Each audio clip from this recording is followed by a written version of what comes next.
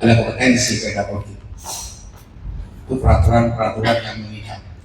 Itu kita tunjukkan kepada peserta didik bahwa yang diatur itu bukan hanya murid, tapi guru juga diatur dengan peraturan-peraturan itu. Di akhir laksana peraturan-peraturan yang harus diketahui oleh wali murid dan juga peserta didik itu oleh madrasah akan dibagikan. Makanya dari kemarin itu, mengapa saya pakai metode STAR? Karena ketika pakai metode STAR itu, orang dalam prosesi berpikir dan bekerja itu sudah ada panduan yang mengikat.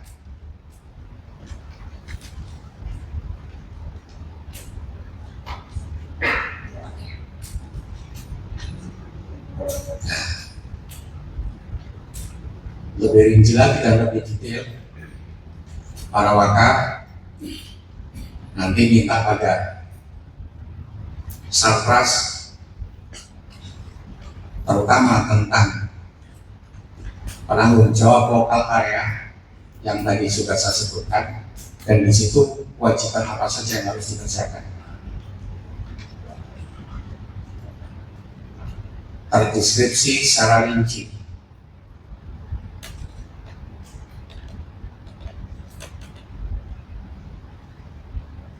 Dengan munculnya metode STAR itu, kinerja kita sudah tidak asal-asalan. Kinerja kita sudah jelas terukur dan terarah.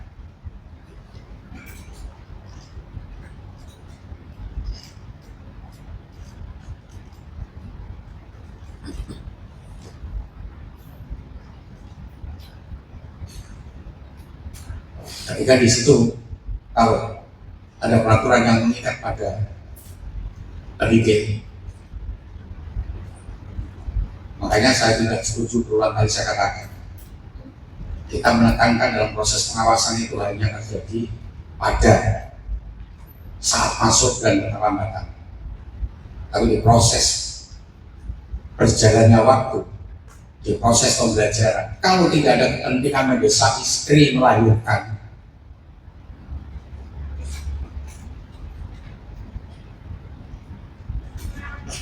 atau sakit yang tidak bisa diwakilkan, dilarang meninggalkan madrasah dan dilarang meninggalkan kelas.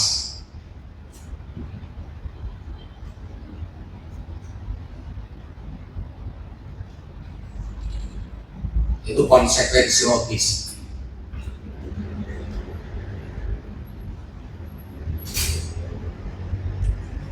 Konsekuensi yang harus dilakukan dan harus ditaati dan ditindaklanjuti oleh kita sebagai tenaga profesional. Kalau guru itu diikat dengan tadi yang sudah saya sebutkan, kode etik guru, kompetensi profesional, kompetensi kepribadian dan sosial. Yang parah di kepribadian dan sosial itu, karena gerak langkah kita itu harus kita pertanggungjawabkan. Pribadi kita itu seperti apa? Orang yang punya pribadi baik itu ketika ditegur, diarahkan, sudah dijalankan. Belum lagi kompetensi pedagogi.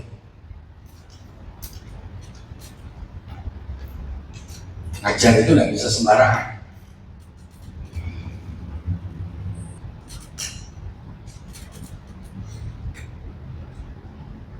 Kalau ngajar itu capek, ya usul saja pada waka kurikulum. Nggak usah diberikan jam banyak.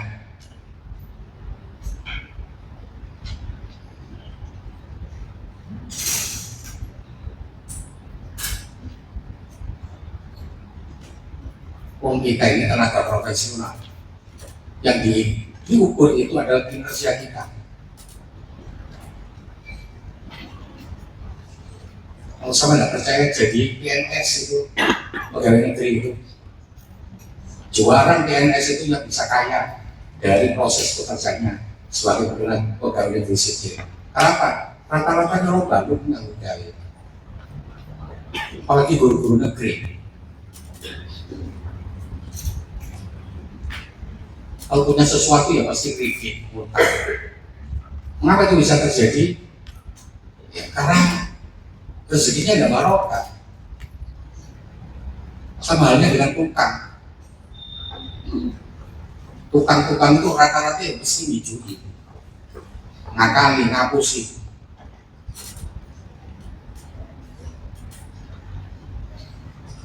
Masa keramik dinding ada di musola itu,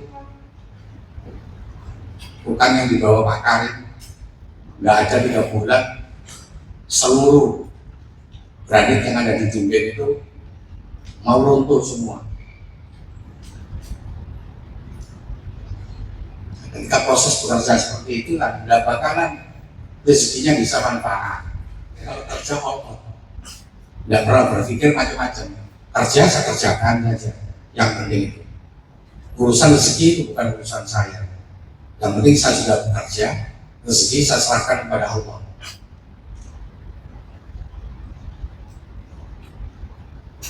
Maka ketika saya bekerja ada di mana-mana, rata-rata kepala sekolah itu sama saya ya perhatian,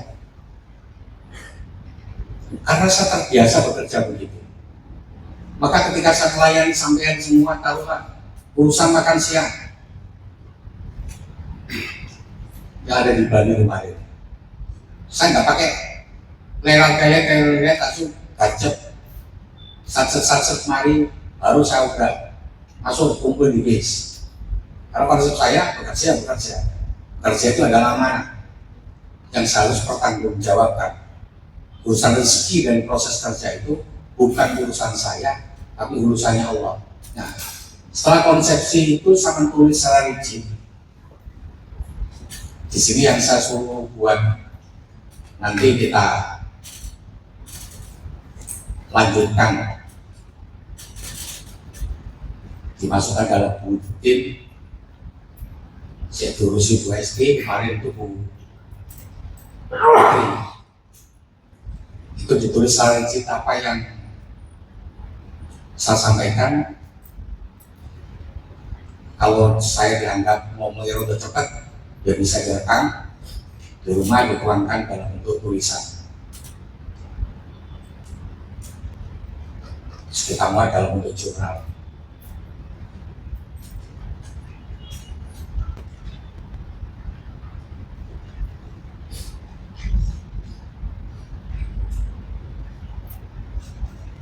Kalau saya lihat tadi jadwalnya yang ada di NDS, materi hari ini dipakai sebagai hari pertama.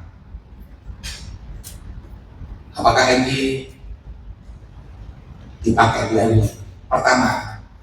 Kalau supaya tidak terjadi proses plotting, ketika nanti di Hexagon itu anak-anak bisa langsung lihat kondisi real. Mana sih masjid? Ini perlu juga dipikirkan oleh takmir. Banyak contoh Joko Karian itu telah ditiru oleh masjid-masjid yang ada di Surabaya.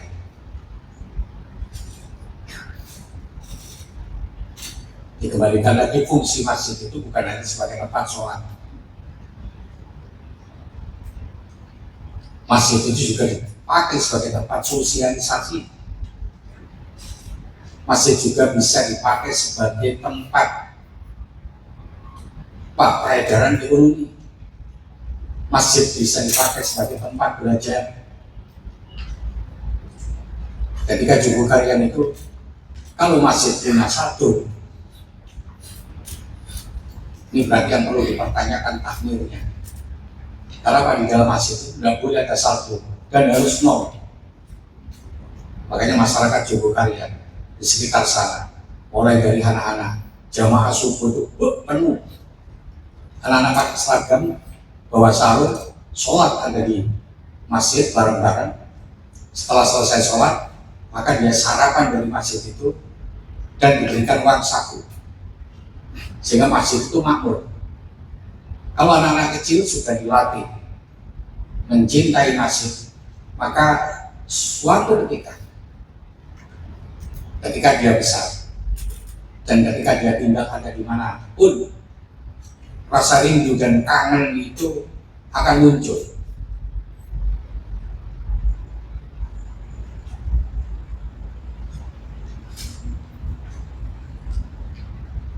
Apalagi pujian tradisional subuh.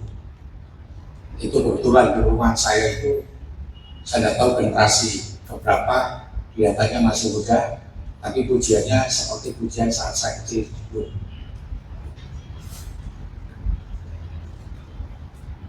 Ketika saya keluar, pergi kemana, ketika jam sekian itu tidak dengar bunyi-bunyian itu, terasa sepi bunyinya.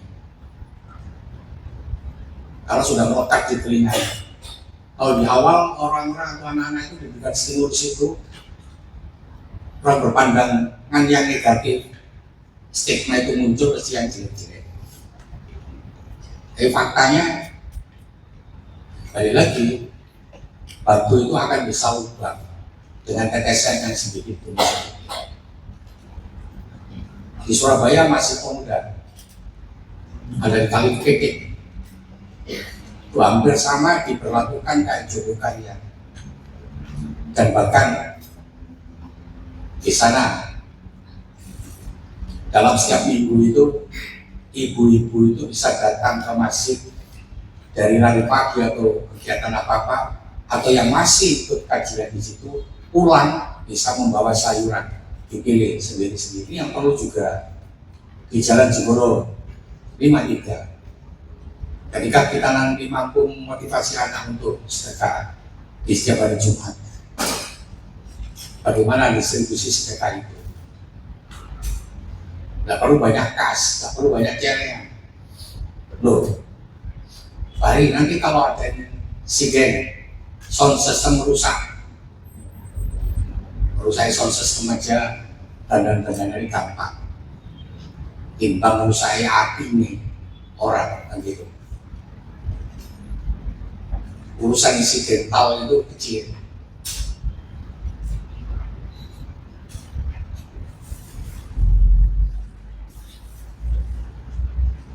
Coba dikelola misalkan Pak Salih dan kawan-kawan itu. Ketika khotib itu dan mandiri, diusahakan sendiri, tidak perlu dinaikkan dari 250 jadi 300 supaya khotibnya itu semangat. Cik belajar, tidak perlu dikecam. Di belakang sendiri ada jumatan, di sini ada jumatan, supaya khotibnya bisa datang ganti. Contoh saja seperti itu.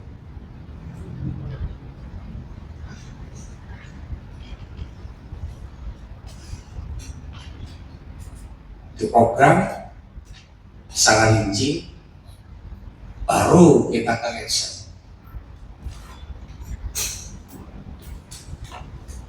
Action, namanya saja sudah action, berarti kerja kita ini harus gerak cepat. Action ini berkaitan dengan maksama. Ketika action berkaitan dengan maksama, maka yang perlu kita tulis secara rigid itu adalah kegiatan selama maksama itu apa. Taruh, saya ingin tegaskan lagi. Ketika harmoni diriku, konteksnya kemarin sudah saya berikan dasar hukum. Rabbi firli warhamni wajibun. Orang yang merasa dirinya banyak salah itu diawali dengan kata Rabbi firli, mohon ampun. Ketika orang itu mohon ampun berarti orang itu merasa dirinya kecil, merasa dirinya tidak punya daya, merasa dirinya tidak punya kemampuan. Kalau dalam bahasa puisinya Gusmus, kita makhluk yang ada di bumi ini Kata Gusmus, lebih kecil dari butiran debu, tidak lebih besar dari debu. Karena kita ini kecil, amat sangat kecil. Patutkah kita berperilaku sombong? Patutkah kita berlaku tamak? Mohon ampun kepada Allah. Ketika mohon ampun kepada Allah, segala sesuatu yang melekat pada diri kita, apa yang kita punya, apa yang kita bawa, semuanya adalah titipan Allah. Ketika kita tidak mampu memanfaatkan titipan Allah itu, tanpa kita sadari maupun tidak, maka secara otomatis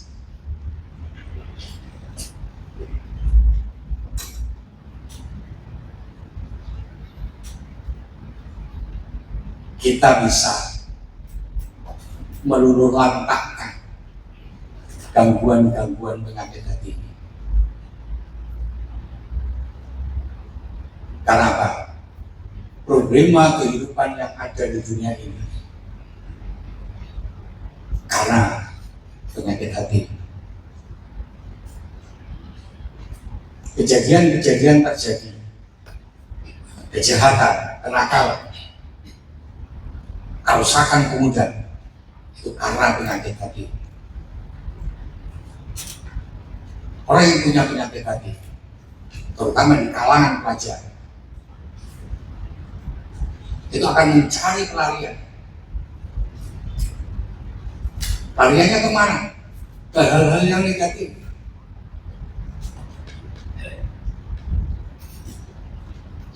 Terus ketika hal-hal negatif itu diperparah dengan perbuatan teman-teman pendukung yang dicari untuk digandeng, yang seolah-olah bisa menghibur diri, maka perilaku dan tindakan itu akan semakin menyimpang jauh.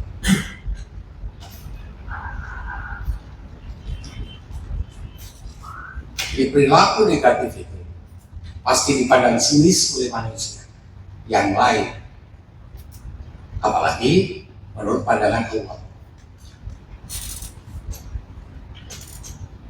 Dan yang perlu diingat kembali materi yang sudah saya berikan, Rabbi firli warhamni. Allah telah merahmati seluruh makhluknya yang ada di muka bumi ini. Seluruh makhluk dirahmati oleh Allah. Dan rahmat Allah itu sudah turun pada seluruh makhluk. Kita nggak bisa makan ikan dalam hembusan nafas. Ketika rahmat Allah itu dicabut, berapa uang yang kita keluarkan? Coba itu lihat Tukul Arwana. Seolah uang Tukul Arwana itu tidak bakal habis begitu dulu. Dan begitu rahmat Allah dicabut, Tukul Arwana sakit, dibutuhkan pengobatan sekian ratus juta. Dan itu sampai memakan waktu hampir 3 tahun, 2,5 tahun berjalan ini. Dia masih belum sempurna dalam proses kehidupan. Loh, kita yang dalam posisi sempurna itu susah diajak untuk berpikir, susah diajak untuk menghitung-hitung nikmat yang telah diberikan Allah kepada kita, rahmat Allah yang telah diberikan kepada kita. Itulah pentingnya hasibu anfusakum qabla an tuhasab. Dan titik terbesar Rabbi firli warhamni wajibur,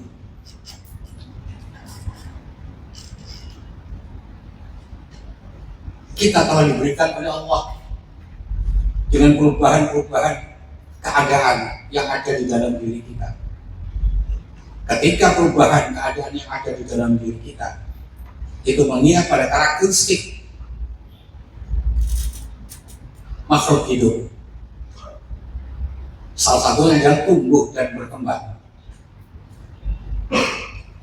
Keadaan manusia itu selalu berubah karena kita tumbuh dan berkembang. Keadaan manusia itu selalu berubah karena kita ini bergerak, moving. Keadaan manusia ini selalu berubah karena, ingat, kita diberikan oleh Allah tingkat sensitivitas tinggi gerak akibat dari sentuhan yang membahayakan ke tubuh kita. Diri kita.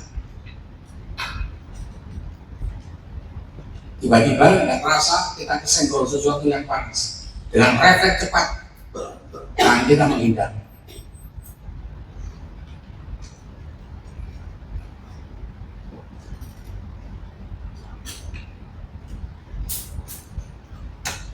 Kenikmatan Allah itu harus kita ulik. Kenikmatan Allah yang harus kita coba mengerti dan sadari itu harus terus-menerus kita dengung-dengungkan, kita ingat-ingatkan. Agar apa? Kembali lagi seperti kemarin, supaya kita tidak dipeliduri Allah. Fala ta'qilu, fala tatafakkaru.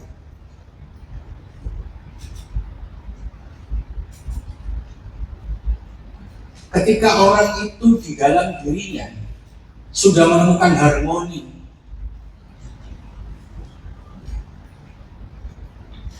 maka bila diberitahu, dimasukkan di telinga, diingat-ingat, dijalankan. Orang-orang yang tidak harmoni itu berarti tidak ada balance yang ada di dalam kalbunya, di otaknya. Tidak ada keselarasan. Di awal sudah saya jelaskan harmoni itu apa? Keselarasan. Yang perlu kita selaraskan dalam hidup itu apa? Hati, mulut, dan otak kita selaraskan itu. Ketika di dalam hati, di dalam otak kita, di dalam mulut kita ini sudah selaras, maka jaminan hidup kita ini sudah apa? Sudah menjalankan moderasi beragama. Zaman saya kecil itu belum ada kata-kata moderasi beragama. Hidup orang dulu fine-fine saja. Jarang orang dulu bermasalah itu. Walaupun hidupnya makannya kurang gizi, makan ayam, makan ikan bandeng, itu tunggu lebaran, tunggu orang bancaan. Prosesi lagi. Ketika orang itu muncul balance yang ada di dalam hatinya, yang ada di otaknya, yang ada di mulutnya. Apa yang terucap di mulut sama dengan yang ada di hati, sama yang ada di dalam otak. Itu sama latih itu, sama kondisikan ya. Supaya apa? Supaya nggak seneng ghibah, nggak seneng ngerasain.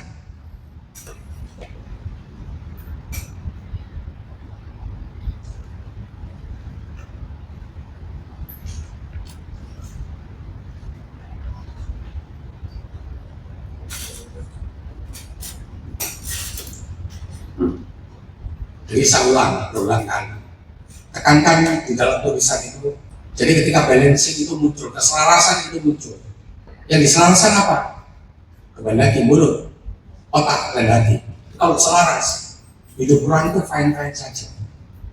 Ketika orang itu bisa selaras, itulah moderasi. Karena pada dasarnya di ajaran moderasi itu, dia hanya mencari kelebihan, dia hanya mencari kekurangan. Tapi bagaimana cara mencari itu untuk jadi balancing, itu tidak pernah dibahas. Doa kita itu fokus kalau mendoakan kedua orang tua. Dalilnya jelas, ayatnya jelas, hadisnya jelas. Gak usah gombo itu sampai wakil-wakil lo nanggung uang. Doakan sendiri. Anak cucunya kumpul berdoa sendiri. Ketika Gus Bahadi undang tahlilan, tuan rumah repot ngurusi makanan, jadi nggak pulang, ngoyo pulang. Karena yang berhak mendoakan itu adalah anaknya, bukan orang lain. Apalagi orang lain yang tahlilan itu duduk di luar, sambil delok wong liwat, ambek maca sak karepe lambene ngomong apa uteke nanti, atine ya nanti. Itu enggak ada artinya. Itu kita niatkan di dalam kolbu kita. Sedekah itu adalah membuka ladang rintang. Ketika kita berdoa, kurang khusyuk, kurang fokus. Dengan sedekah itu, doa kita ketika kita mendoakan orang tua itu akan dibukakan jalur. Ojo pinter tok sing ngomong saya. Jalur langit, membuka pintu langit. Kabur cacat. Buka pintu langit bisa berbuka. Dan orang sekarang gampang, buka pintu langit. Saya tahu lihat TikTok. Amalkan ini, baca. Ini salah satu contoh. Jadi di masing-masing yang menganggap dirinya benar, masing-masing sini yang menganggap dirinya benar, kita ini seharusnya ada di tengah-tengah. Moderasi itu tujuannya di tengah-tengah itu. Bagaimana caranya agar kita berada terus-menerus di tengah-tengah itu? Konsepsi dasarnya hati orang itu harus tenang. Bagaimana cara menenangkan hati? Zikrullah. Yang kemarin sholat dari zikri. Kalau dizikir lagi tatma'innul qulub. Kunci suksesnya itu kalau hati orang itu tenang, hati orang itu sering zikir, maka dibukakan oleh Allah karunia.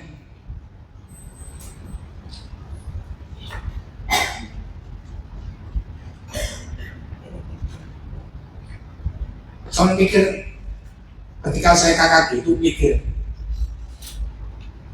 belajar ya. Ketika saya persiapkan saya mikir dengan belajar kayak di Bali itu apa sih materi yang ingin saya sampaikan, saya mikir tapi konten yang ada di dalamnya muncul sambil mengandalkan setelah sholat subuh saya berharap ilmu-ilmu itu akan datang dari Allah masuk di otak saya. Dan alhamdulillah saya tidak terlalu memikir membuka pintu langit harus baca ini, baca ini, baca ini. Cukup baca Allah, Allah, Allah, Allah, Allah. Sallallahu alaihi Muhammad, sallallahu alaihi Muhammad. Ketika baca sholawat saya bayangkan saya ada di depan makam Rasulullah. Saya ada di depan Rasulullah. Saya bayangkan saya tepat ada di samping makam Rasulullah. Ketika saya mikir baca Allah, Allah, Allah, Allah, yang saya bawa di otak saya itu adalah pusat dari Ka'bah itu naik ke atas. Saya ikuti.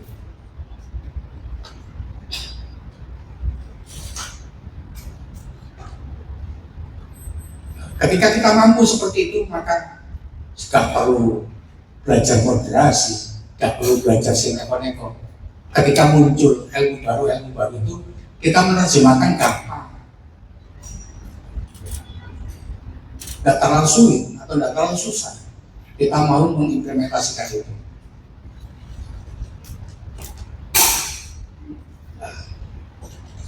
Saya kan juga melihat kapasitas orang itu. Wong iki pikirannya atau otaknya dipakai atau tidak, itu kelihatan dari tingkah lakunya, dari perbuatannya. Apa itu? Sambil contoh, buat video sholat. Saya perintahkan video sholat itu per kelas, masih muncul rombongan. Pak sudah terlanjur, tak makfu. Tujuannya apa? Kemarin sudah saya tegaskan dan tandaskan. Tolong dicatat dulu ini. Saya tadi sudah teguh ikut. Walas-walas atau guru-guru sing biasa maktal jaga no kontrol sing aktif. Nah video nulut. Itu tujuannya kalau person masing-masing kelas wawas buat video sendiri, cek gari kabeh, cek kerja kabeh, gak ono sing nunut. Ketika saya tanya pada mereka, saya tolong walasin, kata esok ngaji, bagaimana praktek sholatnya? Oh, ini sudah grup besar. Ini grup praktek sholat ayaman, bacaannya jelas. Tapi masih banyak yang tidak mendengarkan instruksi.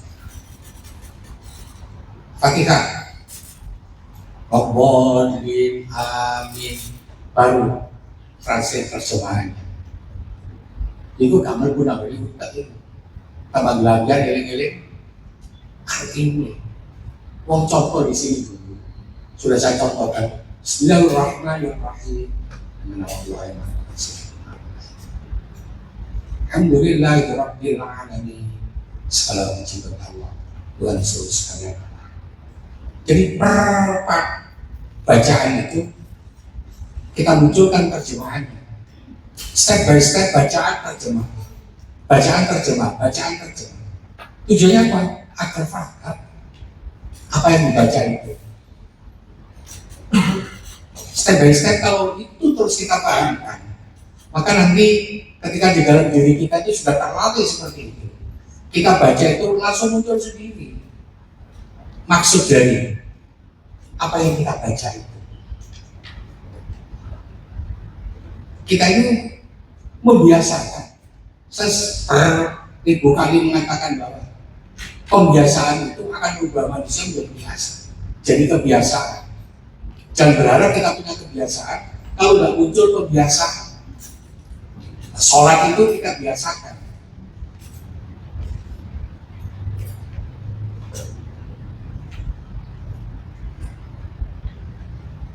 Jadi kegiatan-kegiatan yang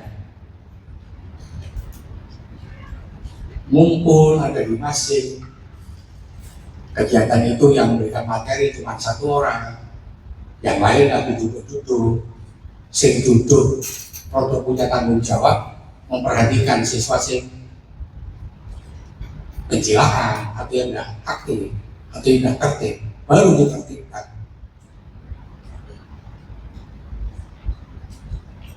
Bukan itu. Sekarang kerja satu, kerja semua.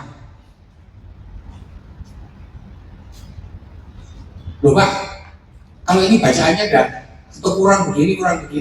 Loh, dengan adanya buat video sendiri-sendiri itu supaya membacanya benar, supaya belajar. Kalau kita tidak nge-push itu, orang itu tidak mawas pada dirinya.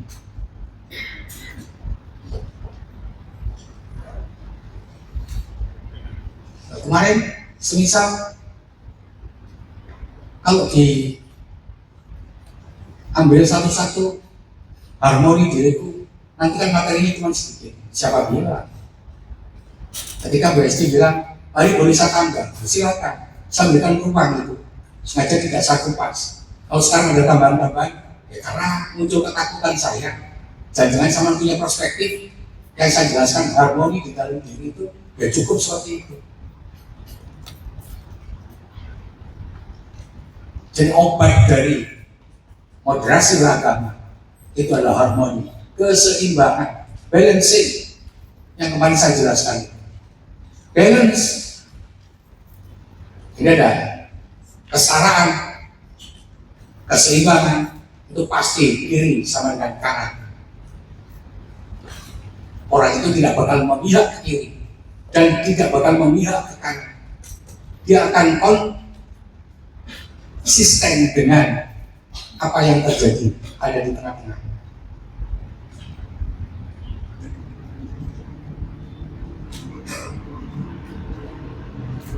Coba dilatih itu hati itu, pikir akan Allah.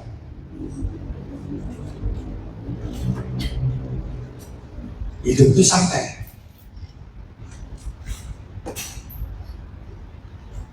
Kembali lagi, karena di dalam hati kita itu ada Allah. Maka sandaran kita nggak ada lain, Allah. Kalau ada orang membenci, hanya mereka. Memang saya layak untuk dibenci. Karena saya bukan manusia sempurna. Dibenci oleh manusia, dihina oleh manusia, direndahkan oleh manusia, dibully oleh manusia. Itu semua adalah ujian. Lulus atau tidak kita ketika menerima hujatan, hinaan, kerjaan, mati ya.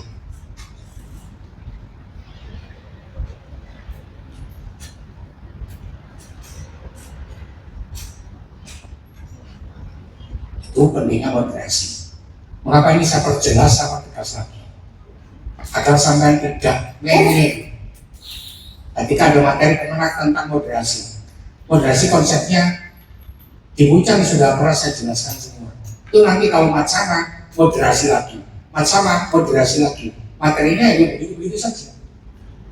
Tapi banyak orang yang tidak paham, anak-anak yang tidak paham, akan menyalahkan ini, terus bingung di tengah-tengah. Menganggap orang ini salah, dia akan mencari sesuatu yang baru. Itu salahnya di situ. Kalau itu terus-menerus kita gali, terus-menerus kita eksplor, terus-menerus kita gaung-gaungkan, akibatnya apa? Muncul aliran-aliran baru, mencari faktor-faktor kebenaran. Mengapa? Karena konsepsi hidup itu hanya satu. Pintu surga itu banyak. Kuncinya oleh Allah sudah diberikan satu. Ini kunci di surga. Miftahul jannah, la ilaha illallah. Kunci si keri sampai yang dapat ingin dari kunci itu. Kepingin kunci si keri, kepingin kunci si keri foto. Coba lihat di para artis-artis itu. Dia larinya kemana? Cari sesuatu baru ketika dia tidak punya konsepsi tentang itu, tidak punya balancing, tidak punya harmoni di dalam dirinya, mencari sesuatu yang baru. Raffi Ahmad saja sudah dipeluk sama Wahabi. Mengapa? Dia terkagum-kagum dengan stakatonya para Wahabi.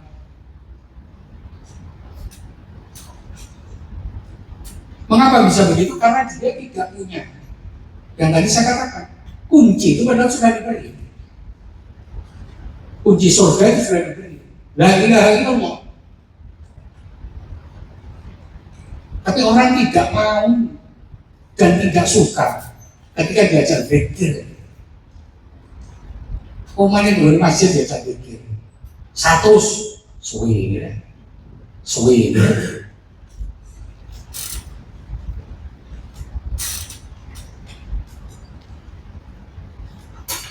Ada 4 permasalahan dalam hidup itu yang bisa menyelamatkan kita ketika kita berada di alam kubur.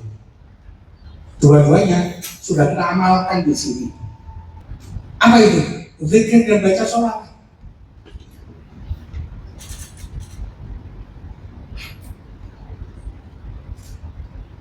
Sholawat produksi berapa? Sama nggak bisa 100, sholawat 100. Paling butuh waktu berapa menit? Dengan pola hidup 24 jam. Sama ambil jatah hidup sekian puluh jam, sholawatnya sekian menit. Kan masih banyak aktivitas yang harus kita lakukan. Lebih banyak kegiatan yang perlu kita lakukan dibandingkan zikir dan sholawat.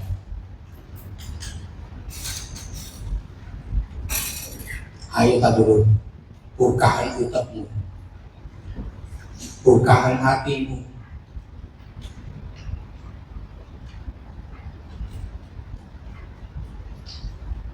bukakan lambemu, basahi mulut kita, basahi lidah kita dengan zikir dan sholawat. Basahi otak kita dengan zikir dan sholawat. Basahi hati kita dengan zikir dan sholawat. Ajak anak-anak kita banyak-banyak zikir dan sholawat. Mengapa? Kunci harmoni dalam kehidupan itu hanya itu, zikir dan sholawat.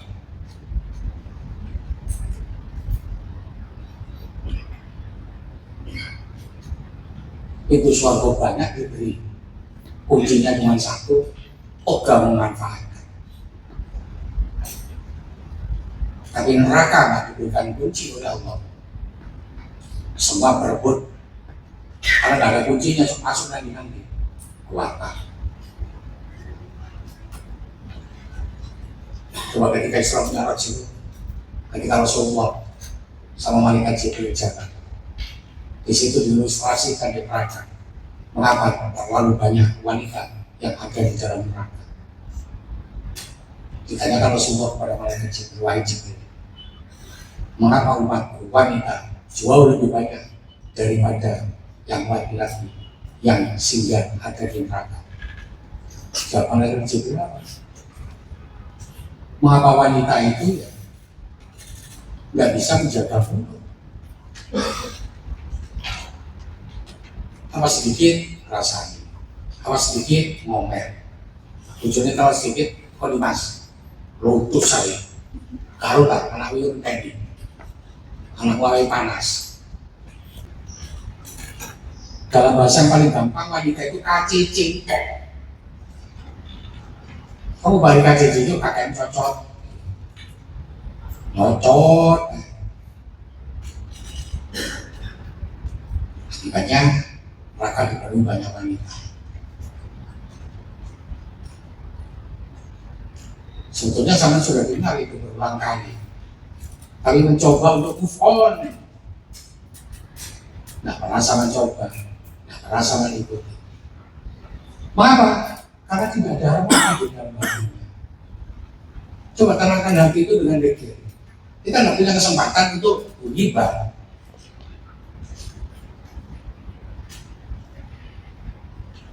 Lihat HP jangan kan ghibah. Lihat HP itu malas. Ketika saya mencoba menjelaskan kepada anak tentang harmoni, maka secara otomatis seluruh problema kehidupan itu akan bisa terjawab. Dan akan moderasi agama ada di dalam harmoni itu.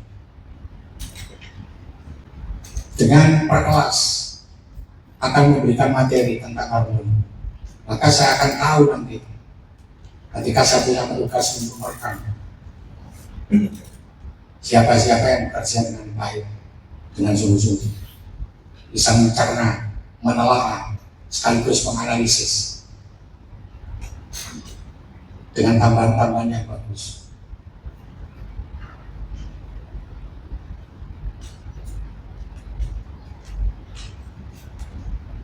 Jangan lupa ketika saya berbicara tentang harmoni, terutama di anak-anak kecil yang baru masuk kelas 1,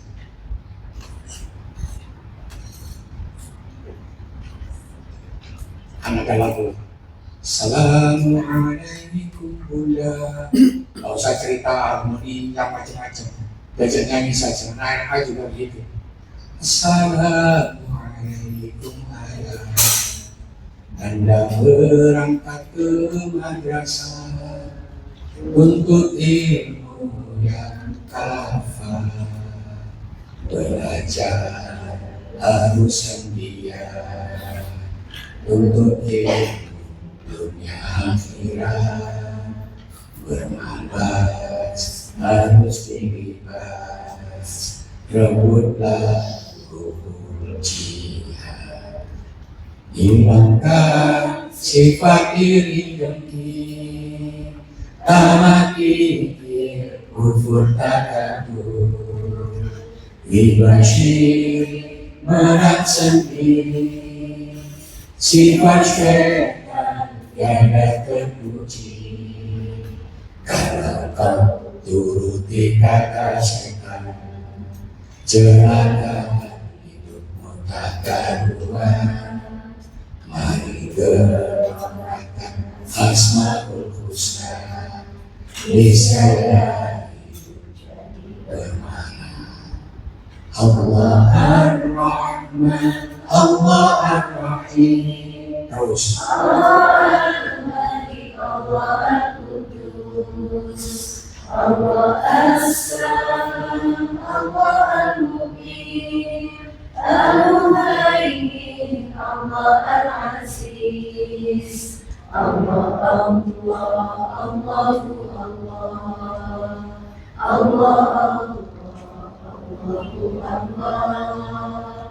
Allah, Allah, Allahu Allah, Allah, Allah, Allahu. Nah, ketika menjelaskan ada di RA dan kelas 1, di situ tadi banyak sebut asma Allah dan ada asma husna. Tujuan utamanya adalah hatinya anak-anak itu supaya bisa menjadi tentram. Kalau sama bicara tentang hal ini, diri kepada anak-anak seperti yang saya kemukakan tadi, anak-anak dan nyambung dan nyambung. Lakukan itu. Kemarin ketika ada di RA itu, saya ajarkan tentang Tuhan Allah satu.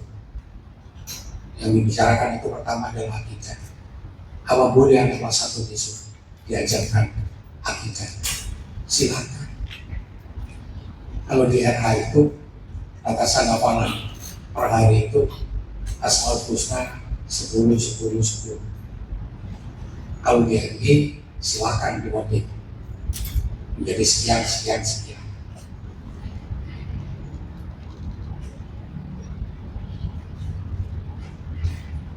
Akidahnya diajari tentang lagu yang saya langsung ambil dari makna atau arti dari surat Al-Ikhlas.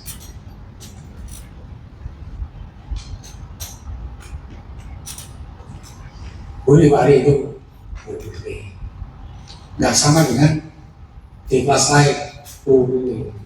Karena apa? Konsepsi mereka di otak mereka itu yang terjadi baru belajar tentang hal-hal yang konkret. Belum saatnya dia belajar tentang hal-hal yang abstrak.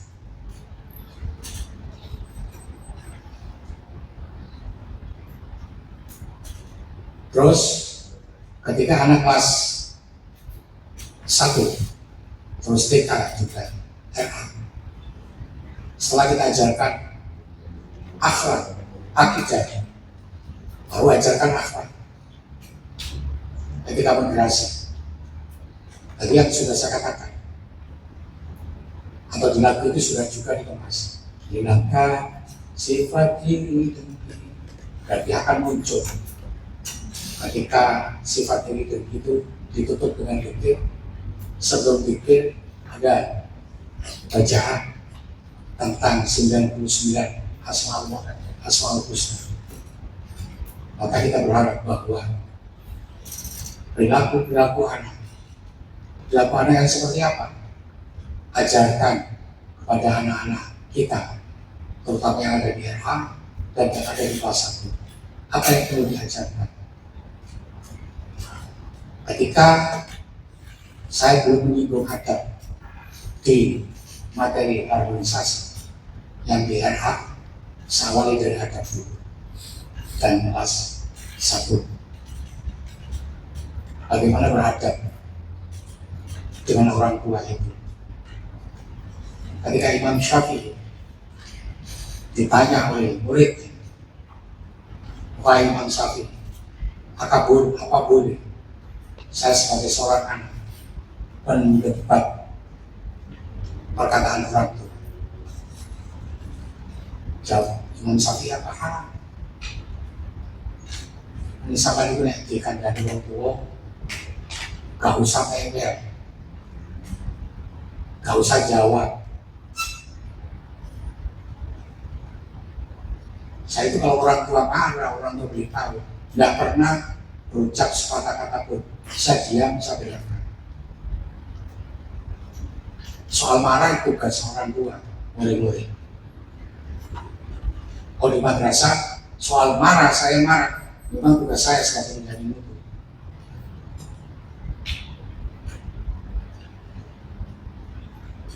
Ya, ketika kita dimarahi, ketika kita diberitahu, maka terima itu.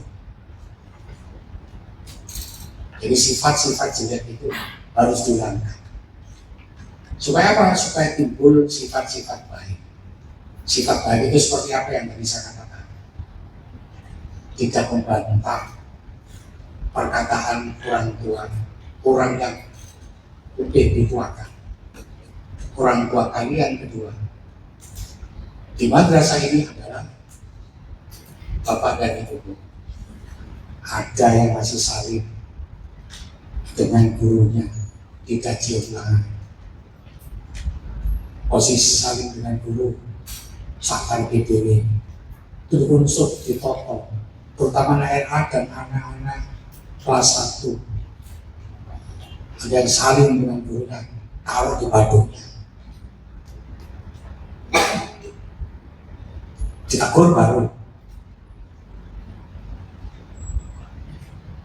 Bu Zora itu ketika dengan mana PSB ya tadi SMA 1 saling biasa nggak diterima.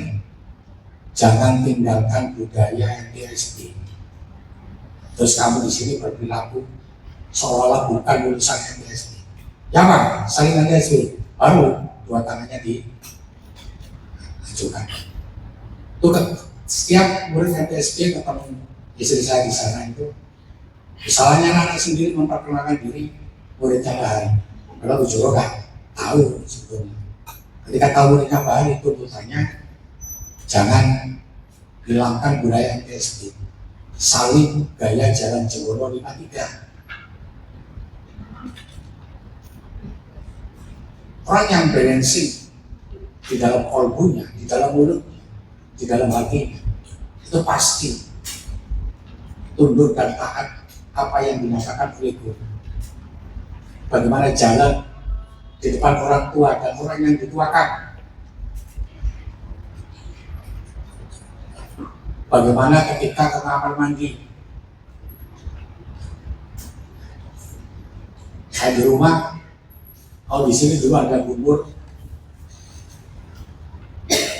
selalu mengingatkan pada anak-anak, jangan lupa keluar dari kamar mandi, jangan tinggalkan bau, siram 7 kali.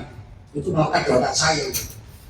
Saya di rumah ketemu Irsa, ketika masuk kamar mandi, siram 7 kali. Sudah tuh, ulangi lagi atau belum dengar. Grojok 1, nah itu kami sudah siap. Grojok 2, grojok 3. Kita biasakan ini.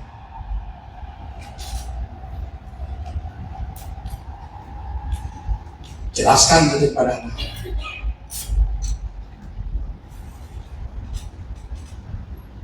Ketika saya menjelaskan perilaku anak-anak yang ada di sekolah, bagaimana perilaku ketika dia berada di rumah. Karena ini action, ya berarti secara otomatis yang muncul itu adalah tindakan dan tindakan, perlakuan dan perlakuan. Tinggal kita sesuaikan dengan kondisi real kelas yang kita hadapi. Kalau yang kita hadapi kelas RA dan kelas 1, maka jangan pergunakan bahasa muluk-muluk yang mereka belum mengerti. Yang tadi sudah saya jelaskan. Tekankan bahwa di hari pertama itu yang lebih kita utamakan adalah akidah. Anak mengenal Allah, Tuhan Allah satu. Itu nanti pasti akan muncul. Kalau Tuhan Allah satu itu Tuhan ada di mana?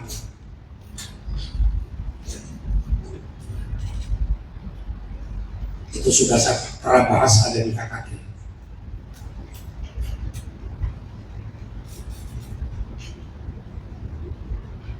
Jelaskan, tanamkan di otak mereka, terutama anak-anak yang baru tumbuh dan berkembang. Ketika dia mengenal Allah, maka secara otomatis apa yang sampai terangkan itu akan diingat seterusnya.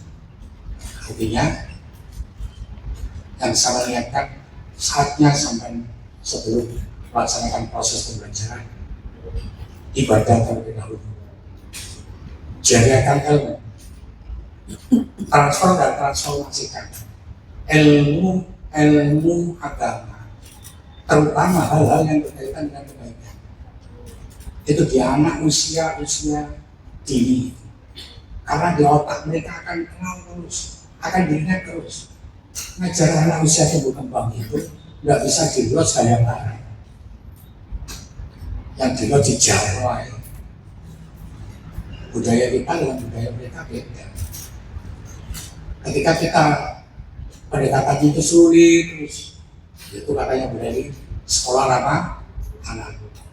Mau Indonesia juga yang menyusui, Jopo ini jauh-jauh ya tetap lah berani sama orang tua. Jadi guru itu dipakai ekspresi wajah itu penting, tampilkan itu, tidak tanduk dan perilaku anak di rumah, perilaku anak ada di madrasah, coba itu cakri. Terus lagi di kelas-kelas kecil, yang lebih penting itu bersuci. Jadi materi-materi yang berkaitan dengan matsama, baru nanti kita menjelaskan tentang matsama. Matsama itu T-nya itu baru kita boleh. Yang pertama kali perlu kita ajarkan itu adalah menjaga kesucian. Yang tadi saya katakan, ketika dalam tataran action, ketika jadwal itu sudah berbeda, anak-anak nanti ketika ada perintah action langsung datang ke lokasi, ke masjid, ketemu, suruh wawancara pada penjaga masjid, takmir masjid. Ke tempat ini ketemu, suruh wawancara. Ke tempat ini ketemu, wawancara. Jadi yang dikatakan action yang betul-betul action, ada tindakan konkret. Taruh perkenalan itu harus konkret, nggak bisa perkenalan dari WA. Kondisi objektif yang konkret, namanya taruh itu harus dekat dan harus bisa mengenal luar dalam. Yang bisa masuk luar dalam itu ya, bagaimana perilaku dan hatinya itu bisa kita ketahui. Jadi kegiatan matsama itu perlu dengan action, perlu dengan contoh-contoh bagaimana beradab dengan baik, bagaimana sholat itu bisa dilakukan dengan baik. Sediakan kita untuk praktek sholat, kontrol betul sholat anak, konstruk sholat anak, satu ini konstruk engkau mulai duhur, besok libur, dia apa dilatih sholat yang berkondisi, apa tumangina itu, supaya bisa mengarahkan kepada peserta ini.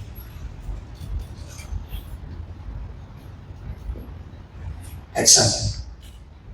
Apa yang ditulis di program tadi perlu dibuktikan dengan kegiatan, perlu dibuktikan dengan tindakan.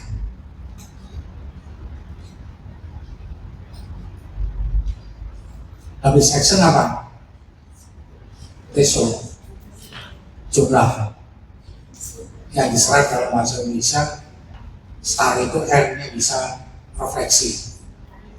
Jika yang mengartikan refleksi, result jumlah. Yang dimaksudkan jumlah itu adalah seluruh kegiatan. Itu kan harus kita nilai. Makanya kemarin saya sebutkan metode STAR itu metode paling baik, karena ada perencanaan, ada tindakan, ada aksi, tugas tadi ada aksinya, terakhir ada jumlah yang diserap oleh teman-teman di Indonesia itu. Harusnya refleksi. Mengapa kok ditafsirkan refleksi? Jumlah itu kok ditafsirkan refleksi? Pada dasarnya sama saja. Ketika kita berrefleksi, merefleksikan diri, itu kan titik akumulasi yang sudah pernah kita lakukan. Kekurangan dari apa yang kita lakukan itu akhirnya muncul kesimpulan untuk kita perbaiki.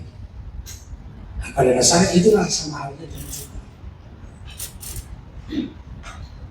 Cermati bagaimana tadi praktek sholat. cermati bagaimana caranya ketika teman-teman guru walas itu dengan jujur menerapkan adab ketika ada di madrasah, adab ketika ada di rumah, praktikkan. Tahun lalu anak MTS itu saya berikan model, saya suruh maju, saya suruh praktekkan bagaimana saling dan betul.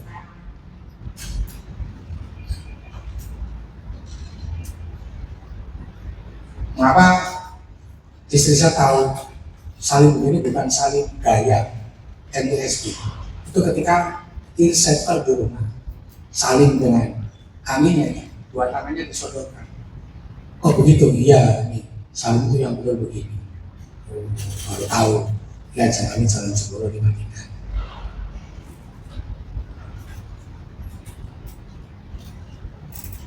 Mau berangkat sekolah, suruh saling ke orang tua yang baik. Ketemu gurunya di madrasah, saling yang baik. Ketemu semua guru, tunjukkan sikap yang baik. Itu yang lebih lagi.